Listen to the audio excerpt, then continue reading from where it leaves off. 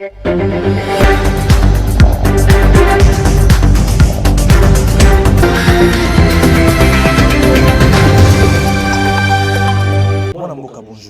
Bonjour, les journalistes. Merci, Nanengo Ndimi, de partager les sous Mkolalelo, Maïmatali, actualité politique. La République démocratique du Congo, rapidement, la première question est liée à la rencontre des chefs de l'État, Nabandekoya, Senko et CC. Mais la question est celle-ci. Le chef de l'État, premièrement, a eu une décision, il a écarté trois personnalités, Ezali Bongo, Joseph Kabila, Yami Balezali, Moïse Katumbi, Yami Satou, Ezali Corneille Nanga. À exclure bango na ba dialogue où ils allaient se préparer na parcours au bassin ou menaki. Point de vue ils allaient na décision ou le chef de l'État parce qu'ils ont moins ébélé. Merci aux journalistes pour l'invitation et pour la motuna nayo. Mais il y a beaucoup répondre na yango na pesi bokasi ébélé na chef de l'État Félix Antoine Tshisekedi Tshilombo, l'émanation du très haut l'homme de la relève de la République démocratique du Congo. Nassimanaye Tomoni, le meilleur et le vaillant secrétaire général, puis président en intérim, l'honorable Augustin Kabouya Tshilomba. Pona Koyanolana Mutuna Nayo, je pense que le chef de l'État étant un bon père de la nation, Alukaki Ayeba Mayo et Salemaki sur démarche, il y a Tata Episcopo. Otobengi Bongo Senko et CC, le Lengue, Balukaki, ça la proposition sur pacte social où il faut ramener pe nakatia et colonna bisope nakatia baimboka. Mais na Mayo et Salemaki, je pense que le chef de l'État, yem tapesaki bango initiative te utaki de bango moko. Alors, pour que makambo wana ba résolution wana comme ba réserva qui en primaire na chef de l'État pour na ke sale masoki a accordé et sengeli sale manalolenge oyo mokonzi mboka lingi parce que c'est lui le garant de la nation yé mutakoye ba comment orienter processus wana pour que esalema na voie malamu mendengo lobby pourquoi ko exclure batuana parce que je crois que yebi très bien que ndeko nanga ndeko Kabila bazali bongo bae oyo justice ezali na procédure ya ko kanga bango nanga zakutu déjà na condamnation mais Kabila azali déjà na ba immunité ezali levé pour que justice se saisir na ye donc pacte social ezesika ote to ya ko sukola batu pona ba mabe oyo basali na mboka ezala lavé. Mais au contraire, vous allez si ka otoko solo là pour to luka kimia. Mais bon, Katumbi toyebi ki a eu position o ya bandeko bandimi ko simba mandoki pe bon azali ko financer bango. Oh. Et surtout effectivement et surtout toyebi démarche ni asala ki pona déstabiliser mboko to ya makambo aéroport ya esalema iguna na Okatanga. Tout cela ezali ba sujet o esengeli a éclairer biso avant qu'il a participé na mayo etali pacte social wana mais likolo na yango chef de l'État utayi ko chaka la mingi tawa ndeko professeur Eberan pona consulter ba parti nyonso pona oyeba ndenge nini tokoki ko organiser moi dialogue moko intercongolais mais résolution ou bien proposition makambo pacte social esengeli et s'adapter na oyo mokonza mboka a sengaki auprès à conseiller naï spécial pour la Makambuya dialogue intercongolais. Donc, c'est une manière de harmoniser et puis il y a aussi bango va se rapprocher nandeko Eberan professeur pour que batala ndengenini et loko wana ba ko préparer ango bien pour mettre ba point sur les i pour organiser ango de manière à ce que bana mboka ba solo la pour kimia et battre la manakati na biso. Mais la question se pose, est-ce que l'initiative via chef de l'État il y a écarté Moïse Katumbi, Joseph Kabila, na Corneille Nanga, est-ce qu'il y a vraiment écosoma parce que bato écarté bango ni mutozali ba hauteur il y a ba territoire occupé le mola Moïse Katumbi Kabila na Nanga bango ni mutozali ba figure ozali ko senga ndi ko dialoguer na bango parce que écarté bango ba ko dialoguer na nani lisusu tozo solo la na bato basimbi mandoki te bato basimi mandoki ezali na deux processus oyo ezalaki en cours oyo ya Luanda na oyo ya Nairobi. Bao basimi mandoki ese lobamaki fo batika mandoki bakantone bango pour que baye bakoinsérer bango bako réintégrer bango na société. Donc tokosolola te na baye basimi mandoki poto banda kotala ndenge nini tokotelemisa mboka. Mutasimi mandoki Koffi Olomide lo batuna kambula na ete. Mutasimi mandoki balukelaka méthode nini oyo akotana mandoki pembeni nde na sima na moto kotala ndenge nini tokosolola. Donc je pense que c'est ça l'idée que je me fais na lisolo oyo mokonzamboka sololina batata episcopo. Voilà, alors de l'autre côté, chef de l'État a saigné na bandeko ya Senko et c'est qu'il faut au moins choler à Momo na Mouteba. Bazala un peu aussi écarté parce que bango bazana gestion baza plutôt na rapport il y a IGF oyo il faut IGF à contrôler gestion na bango. Est-ce que c'est toujours la même décision ils ont créé un problème ou ils ont une décision chef de l'État soit apoyé moko à continuer toujours kozala au-dessus il y a batunyo so te tolimbo la moma la mon chef de l'État lobité que faut bazala écarté malobi ke bango nde ba conduire yango ba conduire masolo wana te. Et ce qui dialogue par rapport à pacte social et sala, bango ba michaki au devant que bango ne ba organiser yango. OK? Chef de l'État lobby bongoté. A lobby ce qu'il faut organiser, on a ba service na yé. D'où a tien ndeko Eberand comme conseiller spécial na yé na cabinet na yé bien sûr pour batala ndeni ni ya ko organiser. Mais ala a mongoté et ala parce que on est allé makambo à l'État. OK? Et allé makambo église idée. Ils ont dit makambo à l'État. À l'obité que bango va participer tété. À l'obité tout simplement que bango ne base à la tête des filtres.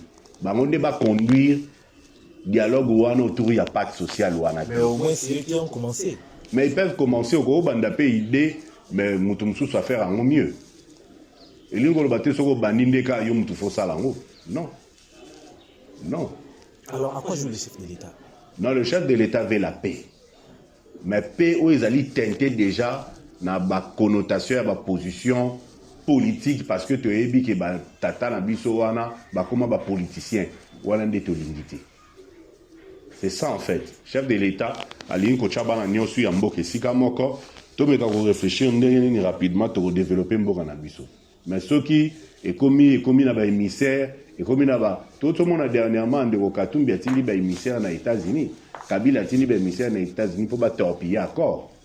To ki yango non, to moni yango. Siko bateau ya bongo solana ba ndenge. Mais il n'y a pas longtemps, tout le monde qui dans ma consultation tu as 5 ans basali ko ça la pacte social qui mon ko ba pasteur pe sous azali bongo reconnu na Congo awa après ba dialogue na bango pasteur ana ko lekana ba média ko lobaki idée ya 5 ans ezali ko écarter chef de l'État que le Cameroun soit remplacé pour instaurer paix à la partie Est. Mais le même chef de l'État a reçu sous même l'équipe, a sollicité la Bango et puis a pris sa proposition à la Bango. Chef de l'État, il est, je peux dire, un génie politique, un affaire politique, tout, à se comprendre, en même temps qu'on travaille dans l'ennemi et puis qu'on propose, ils ont idée. Azali na diplomatie agissante, ils allaient qu'on PSA longueur d'avance. Je crois qu'à Lubango, dans l'une de ses émissions, je crois, dans Top Congo, à Lubinga, son naza devant Moutou, ce Moutana Zali, qu'on se croire malin. Natika Kaya continue dans malinité, n'a jusqu'à Natanga Soukandé dans le déchanté. À Lubango, dans l'émission. Donc, Batate Episco pour Bakansa qui bazan malin. Basali l'eau na bango, mais l'eau na bango, yango moka et baluke la bango. Et baluke la bango n'a sens ni. Parce que Nenge Balinga qui vraiment, effectivement, commettre chef de l'État à l'écart, c'est une réalité, c'est une vérité. Donc, ce que l'Okorana, et Zubango Moko et Longoli Bango na tête et l'Okorana pour battre sous Basala. Bango peut pas la partie prenante parce que c'est une église. Mais l'église des Arabes, Bango T. Tous en a ERC, l'église où il y a réveil. Pourquoi Bazan a quantité? Tous en a Bakimbangiste. Pourquoi Bazan a quantité? Tous en a l'église sous la communauté islamique. Pourquoi Bazan a quantité? Pourquoi il faut et c'est non. Quand on parle des églises, il y a souvent des églises. Donc, ce qui est là, il faut organiser pour la paix. Il faut mettre tout le monde ensemble. Il faut mettre tout le monde ensemble.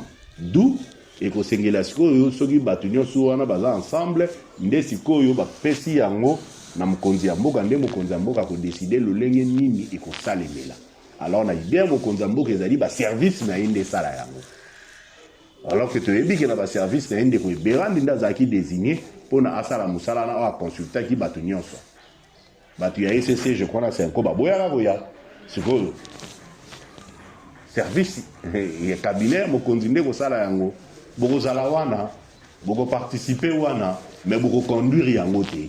Alors ça vous êtes complice. Ah ben oui. C'est clair. Donc il y a on a le baha Fachi azali missionnaire. Il sait voir de choses au biso sous libanda tozali na komona te. Donc campagne na bango macabre au balinga basala. Désolé et simbiti. Que ça soit Kotoyo, Kabila komi isolé diplomatiquement, Katumbi a évité ta signa kindika ndenge mokonza mboka lobaki abiwana zalaka. Borderline. Donc azoye batasa la dini côté kuna nanga épuisé, côté senko nani pema. Donc Fachaza béton. Voilà, Fachaza béton, mais on a remarqué même dans les réseaux sociaux, insultes et qu'ils ont s'étonné.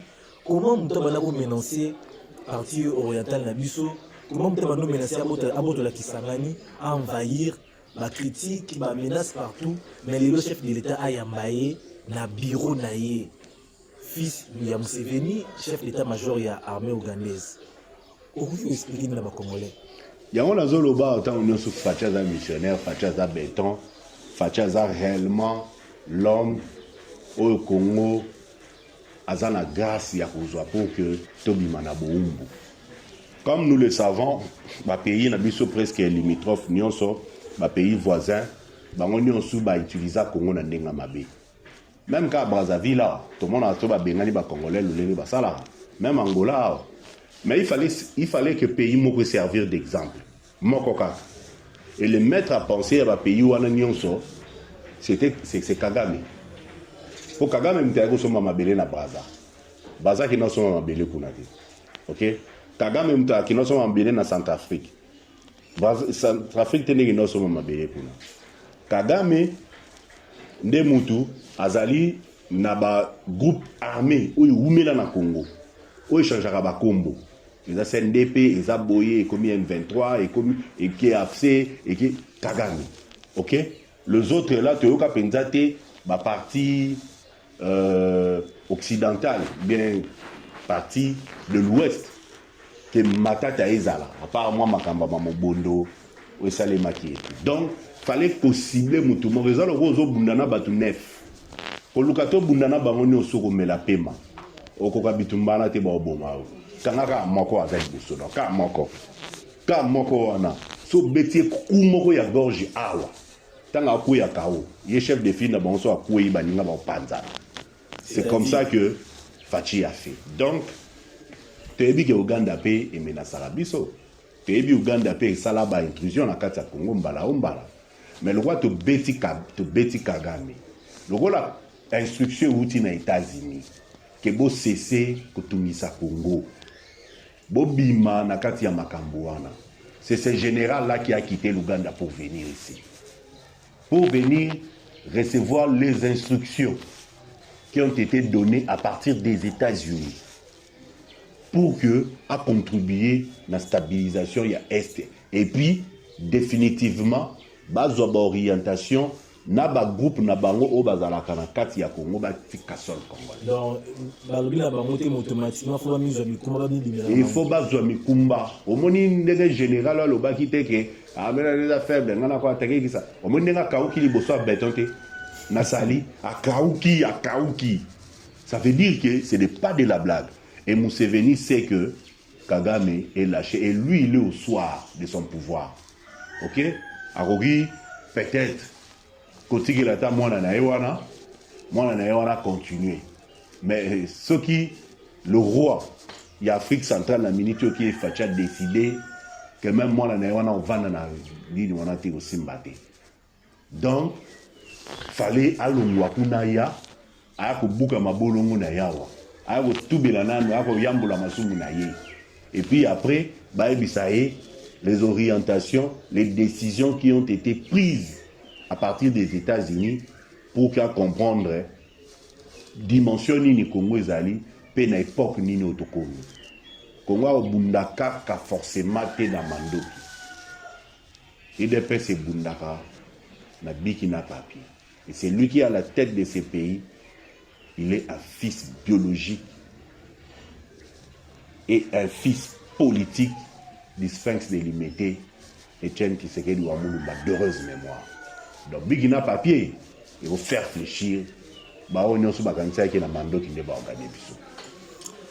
Voilà, Toya Sikoyo na Katia capitale Kinshasa. Premièrement, avec l'émission, il y a Constant Moutamba, mais nous n'allons pas prendre l'angle de l'émission, nous allons prendre plutôt l'angle de la gestion. Il y a Constant Moutamba la justice, et puis personne où il a créé.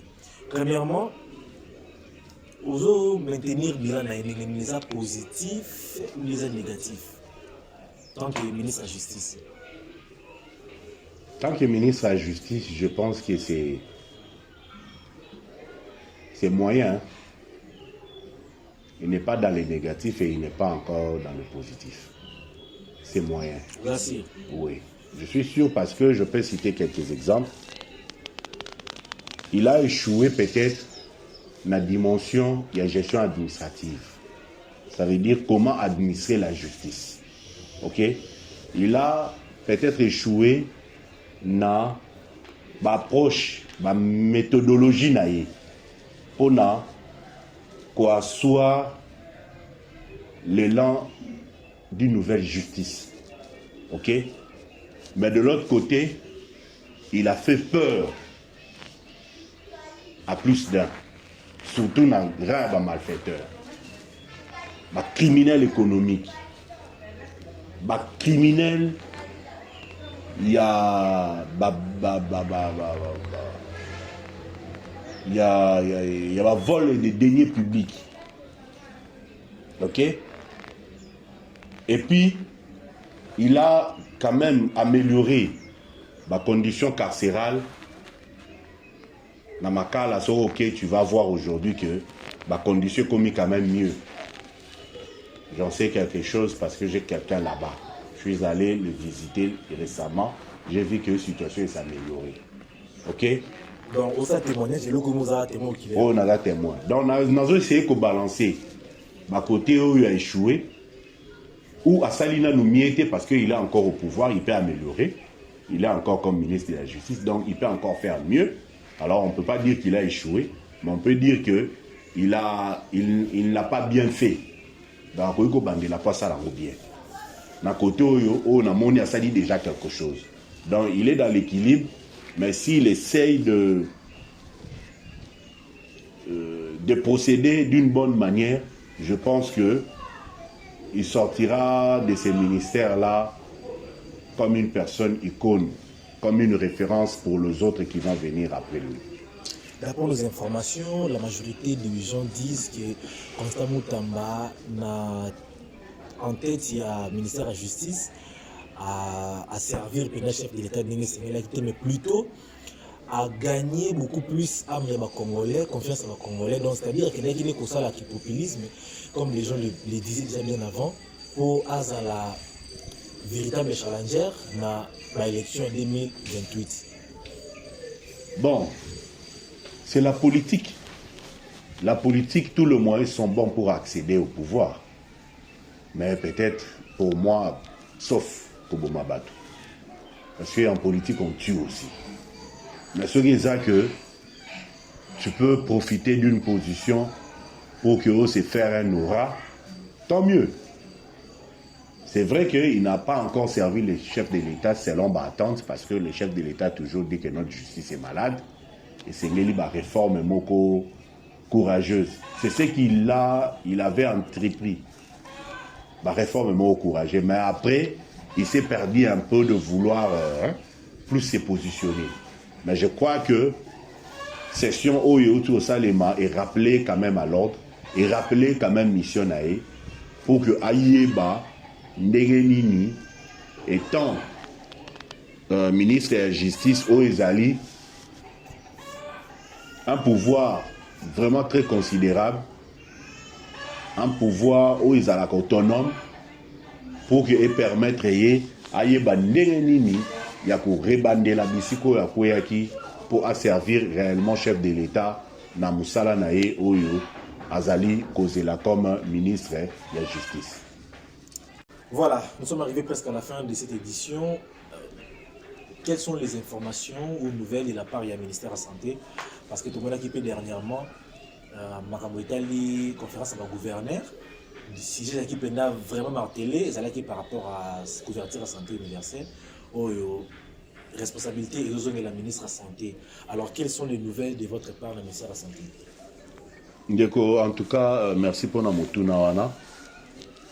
Nazope Sambote et encouragement belé dans l'excellentissime ministre de la Santé publique, Hygiène et Prévoyance sociale, l'excellence Dr Samuel Roger Kamba Moulanda, Oyo al saliba fort et belé pour réformer le système de santé na biso. À Matissa, secteur de la santé au premier rang. Et puis, le loyo, to penser na bien-être de la population. Conférence avec le gouverneur et Salemina là-bas, au centre, c'était le sous-secteur de la santé, qui penza au devant de ma solo dans l'organisation, au premier plan, c'est de ça que le gouverneur, autour du président, le ministre, solo là qui peut il y a qu'à faire avancer le secteur. Et sur base de Yawana, il y a eu deux résolutions. Ça les met dans le Conseil des ministres. Système de santé a percevoir taxe moko ou quota n'a pas bien première nécessité, excepté quelques-uns. Oyo taxe wana et banda pour renforcer et banda pour financer système de santé. Donc santé comme qu'on propre moyen à moko. Ce qui est important pour que le secteur de la santé est à la source consommateur de recettes, mais est à la bongo producteur de recettes. C'est déjà avancé très capital, très majeur, et vous allez quitter commune. De l'autre côté, avec le fonds de solidarité où ils allaient établissement à mise en œuvre et à couverture santé universelle, il y aura 2,5 où nous allons prélever chez tout le monde. Tout le monde, ça veut dire que ce soit les fonctionnaires, que ce soit dans le privé, que ce soit dans l'informel, prélèvement, l'employeur va donner ça 2%, et puis le travailleur va donner 0,5%. Donc tout ça là, il y a beaucoup de sambongo ébélé dans le secteur de la santé. Imaginons que ceux qui m'ont tout le monde a ça $13 ou $16, parce que c'est le paquet minimum. L'employeur donne $13 et le professionnel lui-même donne $3 pour une personne. Ok? Ce que famille, tu estimé famille à 5. Et à 5, on a à peu près $80. Ok? $80, si tu as $16 multiplié par tu as que salaka, tolongoli bana, tolongoli banani, tozata autour de 50 millions. Tu vois l'argent que nous allons récolter dans le secteur de la santé. Le secteur de la santé, il vous a sous-dépendant de la partenaire. Le secteur de la santé, il vous a sous-dépendant de la trésor public. Et ce n'est pas un avenir très lointain, ils sont proches. Dans les jours à venir, santé est bandoko tsambo. Sur ce, ils ont exploité moko. En tout cas, jusque-là, non fait. Il y a un autre pessime à casser ministre de la Santé publique, Ndenge Tokoloba, on a fait une équipe Mobimba. Par là, tout le monde a le coordonnateur et la couverture santé universelle, Dr Belida Mbongani Kabila, Pebongo, Dirkab, Dr Romain Mouboya, il y a une équipe union sur le cabinet où ils allaient accompagner l'autorité na biso. À partir de Yawana, il y a une carte nationale pour l'assurance maladie, où il y a l'un des établissements, comme on a en ICNS, pour que Batou, le système Yambongo dans l'hôpital, mais désormais, pour protéger la finance et la famille, pour que la famille ait des soins de qualité à moindre coût. Donc, ils avaient information montée capitale. Intervention ekozala pona ba hôpitaux nyonso ou bien il y aura que des hôpitaux qui se et ekozala pona ba hôpitaux nyonso, public comme privé, mais ba privé il y aura des protocoles de partenariat au barosala na l'état pona bakota na processus wana. Déjà quelques-uns des petites maladies. Déjà, oui, bien sûr maladies et vous en avez paquet, en maladie ils ont le là maladie telle prise en charge dans vous à la boue, maladie telle prise en charge donc chaque paquet et l'ingolo baté que par exemple dans le cadre d'assurance maladie et ça les marra partout hein mutumo par exemple paquet wana bo bozo fouté là ils ont prendre en charge malaria ba maladie aux aka fréquent wa hein ba malaria ba biloko wana mais comme par exemple il faut ba sala yo opération à colonne vertébrale ou bien opération à cerveau c'est pas le même coût. On a peut-être que vous avez fait additionnel, mais déjà une grande partie et vous avez la prise en charge par l'État. Mais pour le reste des maladies fréquentes, l'État vous en charge. Mais il y a la contribution mensuelle chaque mois. Ils ont dit tout le monde dans le cadre de l'assurance, vous cotisez pour que ceux qui ont assurance, ils ont en charge. C'est comme ça. Ils ont assuré paix financière na kati ya ba famille pour que ba famille to perdre sous ba mbongo ebelete ndenge to perdaka ceux qui tozo kende pour le soin de qualité. Donc ils ont avancé beaucoup la makasi tozo je crois que ils osent la kaka premier ministre a signé par décret. Une fois qu'il a signé par décret, nous allons sur le côté en exécution et voilà les choses vont décoller et ça sera pour le bien de Congolaises et Congolais. Voilà, merci. Isaac Bomunde, information Souka, tout ça, moi, sur côté tout clôturé. Il y a Souka, tu peux si, ban union sur IDPS Moté, tu peux si, ma présidence cellulaire Moté, ban c'est une nouvelle génération particulièrement. Mais les années dimanche, tout est dans la réunion, il y a la cellule, membre à IDPS, Azalaka, recensé, puis reconnu, la cellule n'a respectée. Ce que vous avez dans la cellule, il y a des sympathisants IDPS, vous avez membre IDPS. IDPS Viva et les journalistes. Merci. Merci, mon amour.